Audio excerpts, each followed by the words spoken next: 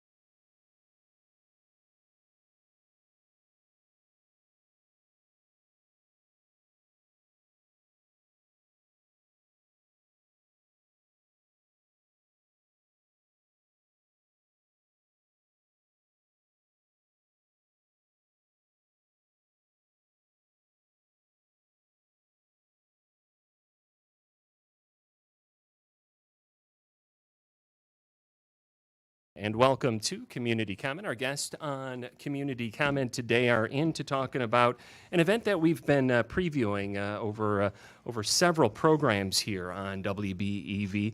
It is called Be a Donor. It is part of April being National Donate Life Month.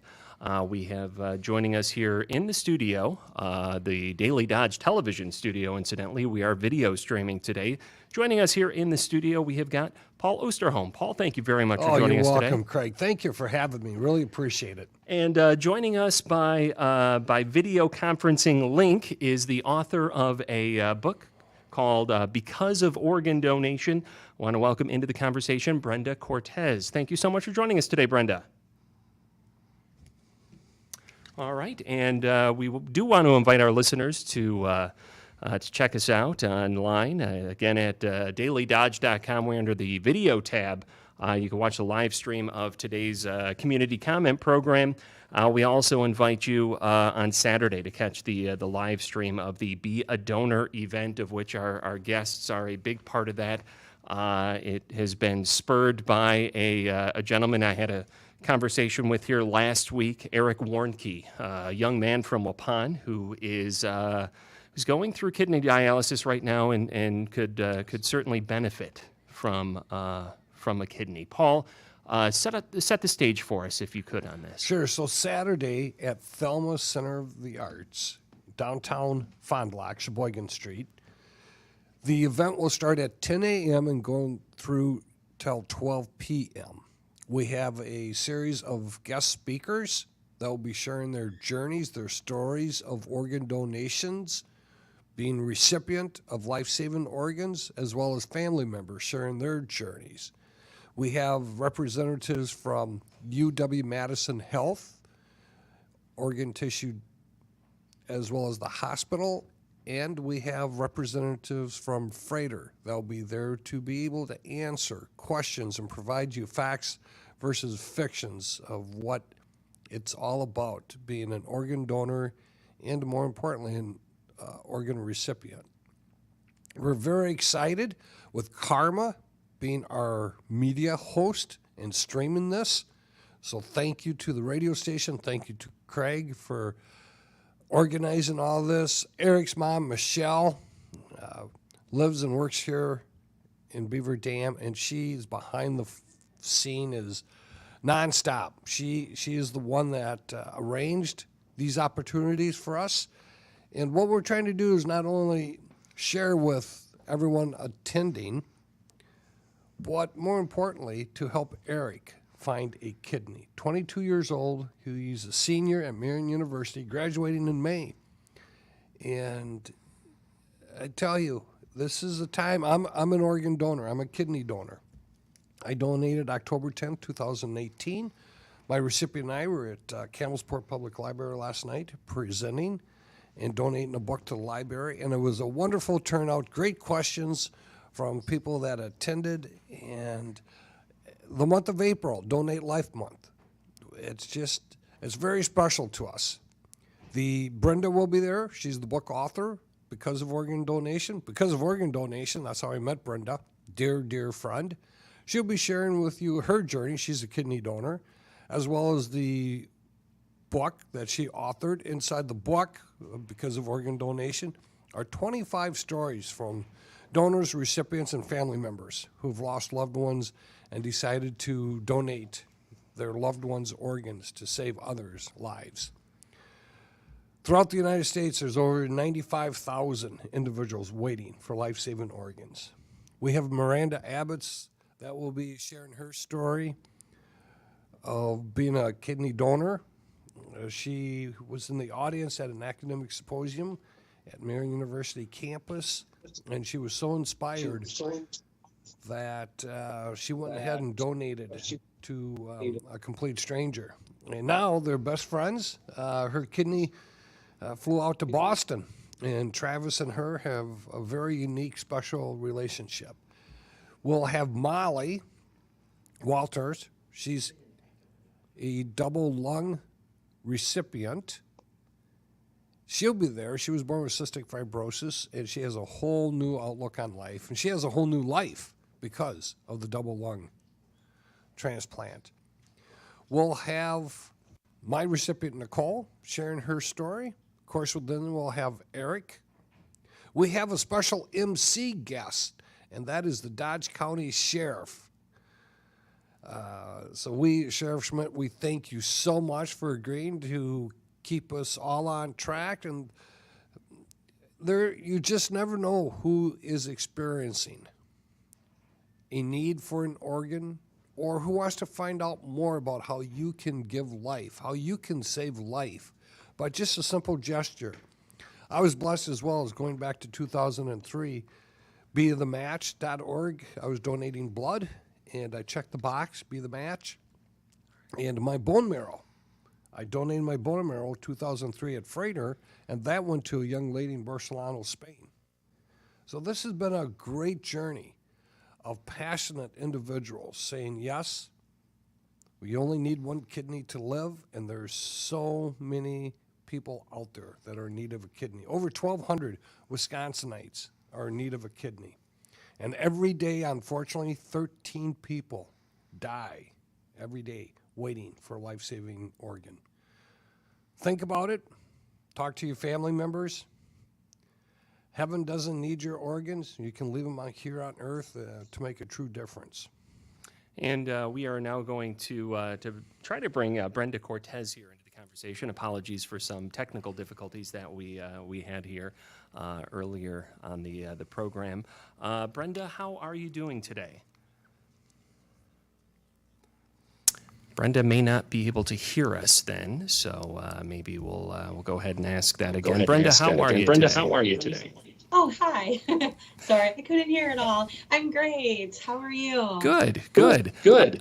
Tell us a little, Tell us if you would, a little bit about your book, Because of Organ Donation. Because of organ donation. Sure. Well, I'm not sure. I couldn't hear if Paul mentioned that I'm a living kidney donor. Donated 17 years ago to another mom. And that whole experience sparked basically a whole new career for me that turned into writing. First, starting with children's books. Started with a story told from my daughter's perspective of when I donated to help other kids who might be scared of mom or dad or a loved one that's going through surgery, donating a kidney. And then I was a part of a book where I shared my story with a chapter, and I liked that concept. Thought it would be a great concept to have a book with all different stories of organ donation, living donors like myself and Paul, recipients, all different organs, and then donor families. And I know a lot of people in the organ donation community. So with the mindset of what are these people doing now because of organ donation? So like myself, what am I doing now because of organ donation? Well, number one, I'm a huge advocate, and it's led to me with writing and sharing stories to help others and hopefully inspire others. And so that's what I wanted to do with the book, Because of Organ Donation, which is a collection of inspiring stories celebrating the gift of life. And Brenda, you are amazing. Brenda, what a truly remarkable story, and Brenda, What a truly remarkable story. We do appreciate you sharing that with us. The importance of an event like what is coming up on Saturday. Share with us your thoughts and your approach to what you're going to be speaking about. Well, it's going to be an amazing event, and I know that Paul has put a lot of time and effort, and just I appreciate everything that he does. The need is so great. There's so many people that are waiting for an organ, a life-saving organ. Most of them are waiting for a kidney. So it's approximately 106,000 that are on the transplant waiting list right now. So it just seems that a lot of people don't know about this topic unless they're affected by it. And because kidney disease is like a hidden disease for many, and they don't realize that they even have issues or someone in their family, so they could be touched by this without even knowing at the time. So the more awareness we bring, the more we talk about it, the better to help other people going forward and hopefully reduce the number of people waiting for a life-saving transplant. Now I've got a few more questions for you, Brenda. Okay. We do have to take a break. I do want to. Okay, perfect. Do want to mention that before we take that break, we are going to hear a few words from Eric Warnke, who has been the spotlight and the focus of the efforts of so many people here. It really is good to know that you've got not just family but friends on your side when you go through something like this, Paul. Absolutely. It takes everyone, as Brenda said.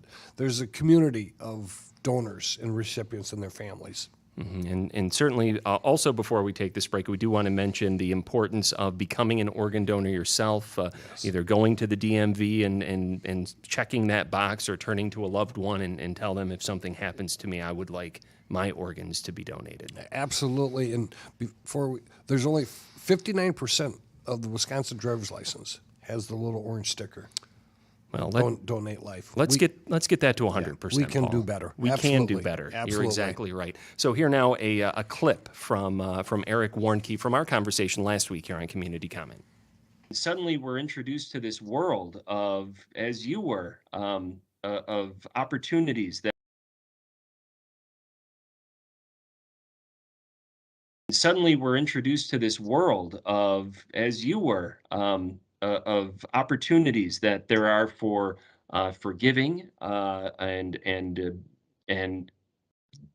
the opportunity to step forward and really make a difference in somebody's life.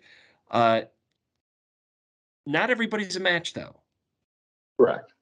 So if you could kind of walk us through what the possibilities are and what things Sure. look like. So, like I mentioned before, even with the donation on a driver's license could save 9 lives. Well, living donors can potentially save more, because there's this thing called the paired donor exchange program. So let's say someone wanted to donate to me, or someone else, but they're not a match directly for me. Well, they'll put them into this system, and they'll try and match them with other people who might have someone willing to donate to them, but they're not a match. So basically what it becomes is a large circle.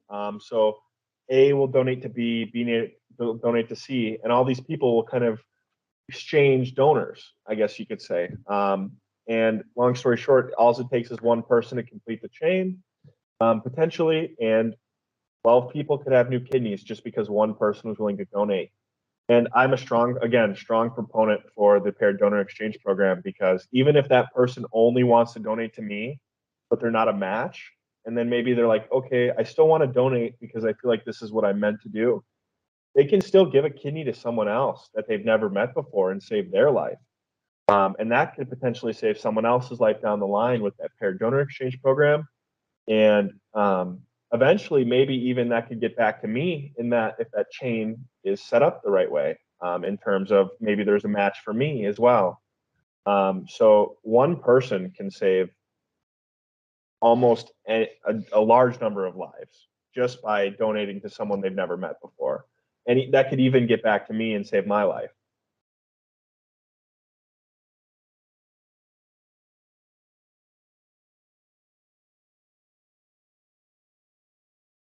Needs of your pets. We offer customized vaccination plans, proactive wellness testing, and screening for emerging diseases such as food-associated heart failure. So remember to schedule your pet's routine checkups to help keep them happy and healthy.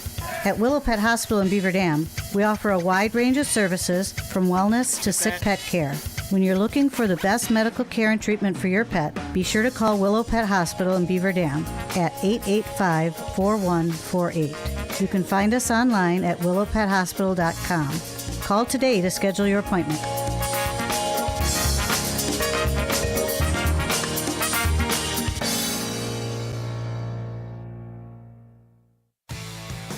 Day of the Badger is going strong. It's got campus jumping and alumni and fans celebrating the UW. Now's the time for you to join the excitement. Visit dayofthebadger.org to find matching challenges that'll double your impact and fun ways to show your pride, like sharing UW selfies on social using hashtag #DayOfTheBadger. But hurry, you've only got until 5 o'clock tonight to make a gift. Seize the Day the Badger way at dayofthebadger.org. And now we return to community comment. And our guests are with, well, I guess a variety of things. There's an event coming up on Saturday in Fond du Lac, Thelma Sadoff Arts Center, 10 a.m. to noon. It's called Be a Donor, and it's highlighting everything you need to know about National Donate Life Month and the efforts to find a donor for a 22-year-old Waupun kid, Eric Warnke, who you heard going into the break, and we'll hear a little bit more from Eric coming up in just a little bit. Paul Osterholm is joining us here in the studio. We are live video streaming. If you want to watch today's broadcast, you can do that under the Daily Dodge TV app. We also have joining us Brenda Cortez, author of the book Because of Organ Donation. She will be speaking on Saturday as part of the Be a Donor event. And Brenda, if you could, tell us a little bit about your podcast and also the second book that you have that focuses on youth donors. Sure. So technically, I'm not set up as a podcast yet. It is through the Facebook page for Because of Organ Donation. And so we do live interviews. And it started with doing the interviews of the people that were in the chapter authors in the first book. And then we've gone on to interview other people who are living donors, recipients, donor families, to share how their lives have been affected because of organ donation. And the second book in the series is going to be pediatric stories. So again, including some living donors who have donated to children, and stories of children who are recipients, and then donor families as well. Insight into this idea of youth donors and the important role that they play in helping their the fellow man out there, men and women who are struggling right now with some of these issues. I think a lot of people forget that children also have these issues. I was inspired because one of our chapter authors, Haley Steimel, she received a heart as a teenager. She literally received her heart transplant on Valentine's Day. But she had the idea that there should be a book just exclusively with these pediatric stories. And one thing I think that people aren't really aware, I wasn't aware until I wrote the children's book about a liver transplant, but that is one of the most transplanted organs for children because of a disease with babies called biliary atresia. So hopefully I will be able to bring just more awareness that for children, and as far as donor families, to consider if, God forbid something would happen to your child, but to consider if you're able to still help others despite your grief. Does donating an organ, does that change your outlook on life afterward? Do you feel different, not just physically? Of course, I imagine something associated with that, but does that change your outlook to life? Yes, for me personally, completely. When I donated 17 years ago, it was a lot different. There weren't any Facebook groups. There was no one that I was connected with. There wasn't a mentor program through the transplant center. That's all changed now. But no, I felt just completely different. Like I don't know anybody else who's done this, and you just feel inspired. You feel that you've done something that potentially a lot of people can't do, and you feel inspired to keep helping, even though you don't have another kidney to give away. But what else can I do to help others and to help this cause? Paul, if you would your experience for those that may not have had an opportunity to see our previous program. You've got such an interesting story to tell, and maybe we can get the abridged version today because we might be a little bit up against the clock. But if you could share that for our listeners, we'd appreciate it. My recipient, Nicole Bratz, there's 10 years between us, and her family and our family have become families. It's a very, very special connection. I met Nicole once back in the early 2000s. She was commissioned to do a neon sign in a coffee house on Marion campus that I managed. And lo and behold, back now we moved to Memorial Day 2018. There was a post created by her family, her sister and her mom. Please help Nicole. She is in need of a kidney. My wife saw the post. She says, honey, what do you think? And I thought we were buying more raffle tickets. I mean, because we had already contributed to her first raffle in April. She said, no, you have the same blood type. I said, okay. I called Nicole the following couple of days right after Memorial Day on that Tuesday. I reintroduced myself to Nicole. And I said, what do I need to do? And she gave me a telephone number for UW-Madison, OTD, organ tissue donation. And so I called. And it took them a week to 2 weeks to call me back. And there's a series of questions they asked on the telephone. Then the email. Then there's more questions. Okay, so this is May. Come June, July, then medical records go down to Madison. Come July, they called and asked, we would like you to come down in person. That's a pretty good indication, okay? We set up a time in July to go down and get a physical. And it's a $1 million physical. It is so great. Nicole doesn't know this is going on at all. What I later found out, I was number 29 to be tested. So 28 others went before me and did not, for one reason or another, did not get selected due to the questionnaires, due to the physical health, etc. As we were taking a break in the morning, my wife and I, the team of doctors, nurses, social workers, they were all kind of huddling around. They were looking at me, smiling. My wife says, honey, I think you're coming back. So then in the afternoon, more expensive tests, the EKGs, x-rays, everything. I get down there. Only 6% of individuals get into the afternoon session. I remember one of the nurses saying, they must see something special in you for you to be coming down. Okay, so that happens. August 6th, I receive a phone call from UW-Madison. And they say, Paul, you're a match. Now, I was born and raised in Iowa. Nicole was born and raised in Eden, Wisconsin. Okay? There's no commonality. This even gets better. So I called my wife at work. I said, honey, you won't believe this. They called. I'm a match. My wife says, honey, whatever you do, do not call Nicole at work. Okay? Hung up the phone. So I called Nicole. I'm a guy, okay? And Nicole's just leaving work. I said, Nicole, you got time to talk? She said, well, no, I'm driving. I said, can you pull over? She said, no. And I'm not even thinking, I'm not comprehending the conversation. I said, Nicole, we're a match. She says, I'm pulling over. And Nicole writes in the book about what she felt when she heard those words. Because for the first time during this process, now she's been on dialysis for 10 months. And when her 7 sibling sisters did not match, she broke down. She thought, hope, that she was going to find a match among one of her sisters. Never did. We matched 4 of 6 antigens. A sibling matches 1 or 2. And that's a good match. Less rejection of your kidney. When we matched 4, that was just better news for Nicole and her health. And since then, we donated then. The operation transplant happened October 10th, 2018.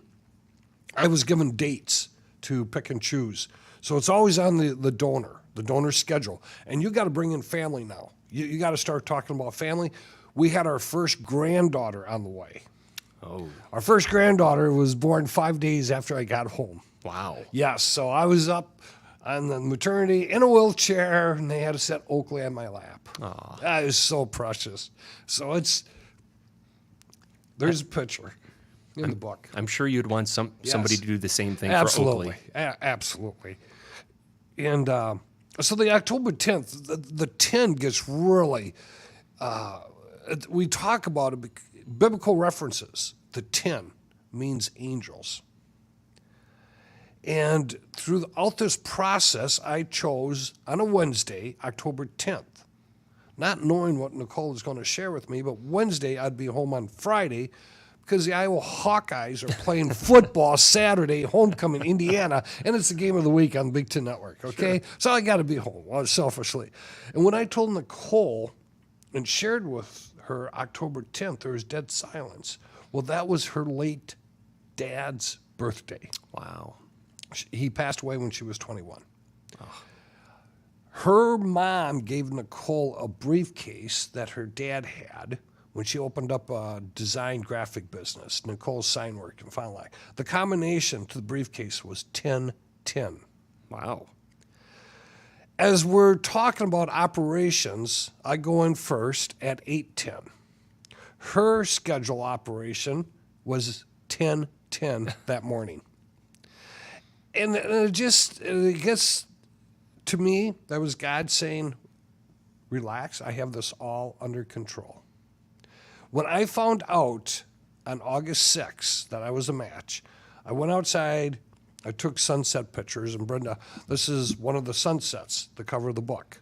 This is one of the pictures that I took that Brenda used, and I thank Brenda so much. And it's not mine, but it's the good Lord, right? And there was an angel in the cloud. You can see it, and there's a picture in our chapter. He's kneeling. And to me, that was the sign saying, I have this under control. And it was so spiritual, so reverent. And to this day, Nicole and I, when we go out and talk, it still gets emotional. After 4 years, we've celebrated 4 Christmases, we celebrate birthdays, we have celebrated weddings. You know, they've been there for all of our family events, and they invite us. It's a unique bond. Not everyone has that. What would you say to somebody out there who may be listening, who's on the fence about this, who's thinking about... Call me. And a lot of people do, because you don't know. What you don't know, you don't know. However, about it, ponder and pray about it. Because we have a chance, you might have a chance to save Eric's life. 22 years old. He's on dialysis. Now, that's not a way to live, and Eric will be the first one. Nicole even shared that, 10 months. That takes a lot. There's despair in dialysis. However, there's hope when you hear these stories and when you share your stories of you only need one kidney to live. And I was out of work for 4 or 5 weeks. Recovery was great.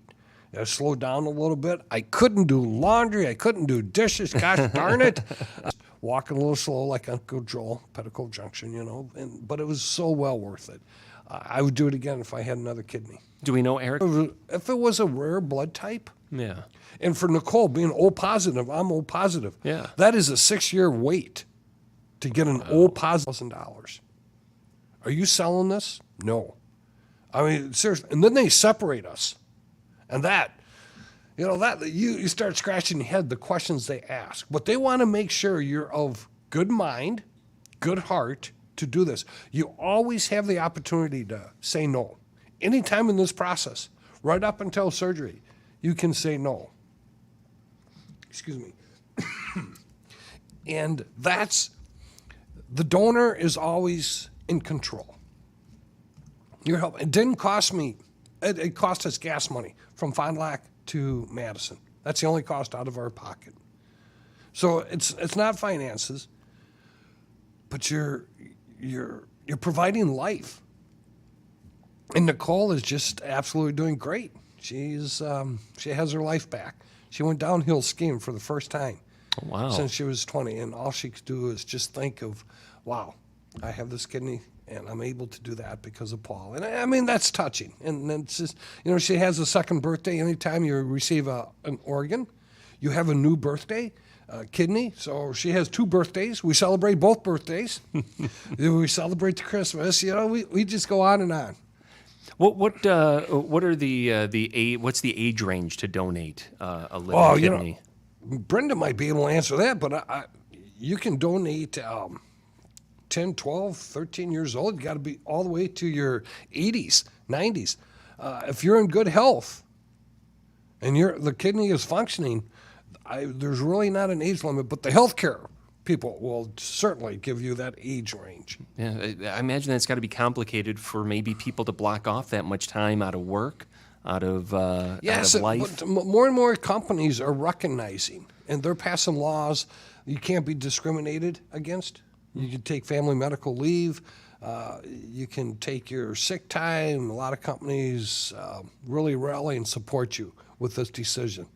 Tell us a little bit about, as we kind of wind down the conversation here, let's talk a little bit about this Saturday's event. This Saturday is absolutely fantastic. We in Fond du Lac try to do something every year. And this event just kind of grew. We donated Miranda Abbott's one of the guest speakers, and I donated a book to the Fond du Lac Public Library. That's how it got started.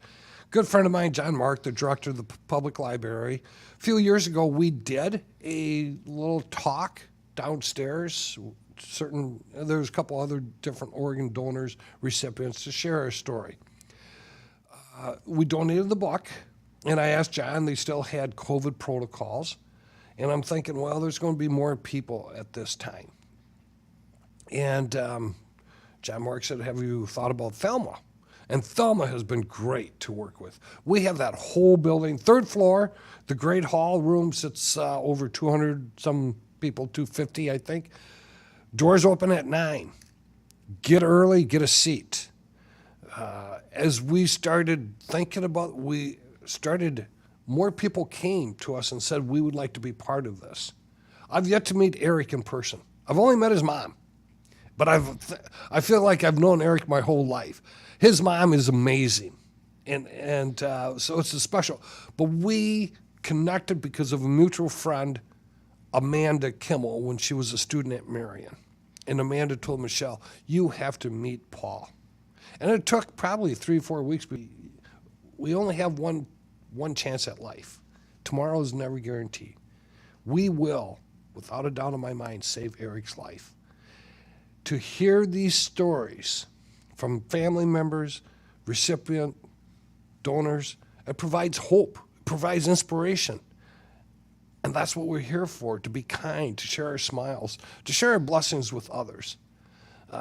Turn off the news except for WBEV, an AM station. But listen to it. I mean, just, there's so much good out there. And this event will showcase the goodness of a community coming together to help save a young man's life.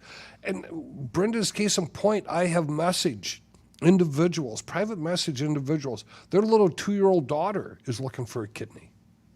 And I asked them to come. A 74, 75-year-old man who was all set to go, the donor got sick and is no longer able to receive that kidney. And now they're back needing the kidney. I invited them. So the range of 2 years old to 75 years old, you never know who is going to be needing. One person, one donor can save 8 lives. You can give eyesight to a person with your organs. You can save 75 people's lives with the tissues, the tendons. Don't take it with you. Leave it here on earth to give life, to create that legacy, to help, to that act of kindness. And when you get that new license at the DMV, or just turn to a loved one, Correct. and let them know that Correct. if something happens to me. So you've got this this panel starting at 10 a.m. this Saturday. Yes. Again, it's at Thelma Sadoff Center for the Arts. Remarkable stories. You're on the panel along with Yes. Molly Lichtfuss, Brenda Cortez. Yes. The book, the stories, the panelists. These stories are remarkable stories. They are. Miranda's is remarkable. She was sitting in the audience, but she was inspired how we were sharing our stories. And she was listening. She says, you know what? She teaches at Marion. She works at Marion. She said, I can do this, and I want to do this. And her story and how she got to meet Travis. And they flew out there. Her and her husband flew out to Boston. The TV stations were all there for the very first time. Got to meet Travis and his wife. Travis has been able to celebrate a lot of milestones now in his life because of Miranda. Made that unselfish decision saying, I want to help somebody. Made that unselfish decision. Yes. I mean, that's such a power. That kind of encapsulates really everything we're talking does. about here. It does. It's a truly unselfish decision that you make. Both if you were to go and try to get tested and help somebody like Eric Warnke, Yes. 22-year-old kid from Waupun who needs a kidney, but also if you just become an organ donor, tell that loved one. Correct. If you could do that as well. Paul, leave us with your final thoughts about this Saturday's event and why our listeners should head out to the Thelma Sadoff Center in Fond du Lac or check out the live stream at dailydodge.com. It'll be posted afterward as well if you miss the first few minutes or whatever it may be. Leave us with your thoughts. Because of organ donations, you will be able to give life and to save life for others to give and save life. You never, ever know who and whom is going to be needing a life-saving organ donation. And you have the ability to do that. Why not? Yeah. Build up some karma. Amen. Oh, yes, absolutely. There you go. Yeah, I like that. I'm going to use that. You use that, Paul, you. and thank you for your time here. You're welcome, Craig. Thank you for having appreciate me. it. And want to thank Justin Wilski for Thank you, Justin. for the Thank you, video Brenda. stream. Brenda for joining us. Brenda Cortez. Her book is Because of Organ Donation. You're featured in the book Yes. alongside many others. Yes. And that will be, I imagine, would folks be able to get this on Yes, Saturday? it will. Brenda will be selling the book for $20 that day. All right. And folks can talk to you as well Absolutely. if they've got questions. And Brenda and Eric and, the whole Molly, gang. Miranda. There's Q&A on the Yes, panel as yes, well. If folks yes. have questions, they'll be able to ask questions Yes, as they'll well. be able to write them down because what we found out is this is very sensitive. This is those questions you're hesitant to ask out loud. So we'll have volunteers walking around with paper and pens, so they can write. And Sheriff Schmidt, again, thank you, Sheriff, for agreeing to be our MC. He'll keep law and order in there. Again, this is on Saturday, Thelma Sadoff Center for the Arts. It's in the Great Hall on the 3rd floor. That's located at 51 Sheboygan Street. It is an effort by Eric's friends and family, Eric Warnke, 22-year-old kid from Waupun, to try to find a match for him. But as you'll hear from Eric here in just a second, it is, even if that doesn't work out through all this and somebody is able to be connected and positive things can happen, as you'll hear Eric say right here, that's what it's all about. Paul, thank you for joining us today. Greg. Thank you. Let's leave our conversation with a few final words from Eric Warnke from our conversation last week. What have you learned about the world of organ donations here? Well, I've learned that there's a lot more people affected by it than I originally knew. So, for example, Paul Oosterholm, who you've met with, and I don't know if you've met with Nicole Bratz at all, but she was the recipient, I believe, of his kidney. She'll be speaking at the event next month, I believe. She actually moved down the street from me, and I had no idea. This was before anything happened to me, so she's right down the street from me. Paul worked at Marion, where I go to school. She went to Marion, to my understanding. My best friend's dad actually had a kidney transplant at 24 as well. And I recently found out he had the same illness that I do, IgA, or Berger's disease, which was really cool because he's been an amazing source of support for me. I talked to him afterwards. He talked me through everything, really kind of gave me peace of mind. So I think the most important thing for people who are going through this is to find someone who's done it before them. Because hearing their story has really helped me kind of maintain that positive outlook that I have. But in terms of the organ donation, it was always, I would donate a kidney to my friend if I needed one. I never once thought I would be the one needing it, ever. Which was really kind of a shock to think, going from, if you ever need, like going to my friends, like, if you ever need a kidney, I'll give you one, to being me, the one needing it. It's just been a shock, because no one ever thinks it's going to happen to them, no matter what it is. It's always, it might happen to someone else, but it'll never be me. And kind of having to change that mindset was pretty difficult, but it's been a pretty good experience because it's led to kind of my eyes opening to the world of everything that goes on within people who get sick and need help. I kind of understand the struggles other people go with a lot better now that I'm also struggling with it. And it's kind of opened my eyes to want to help people more in this particular genre of illnesses, whether it be doing any type of donation. I've always kind of been a proponent for organ donation, at least like the little orange sticker on the driver's license, but now so even more of the live donation. Like, even if someone is thinking of donating, they don't know someone, I'm a strong supporter of that, even if it's not going to me.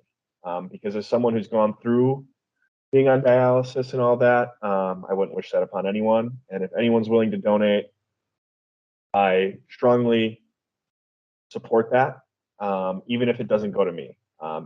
My thought process is if I can get someone a kidney, I've done my job, even if it doesn't go directly to me at first.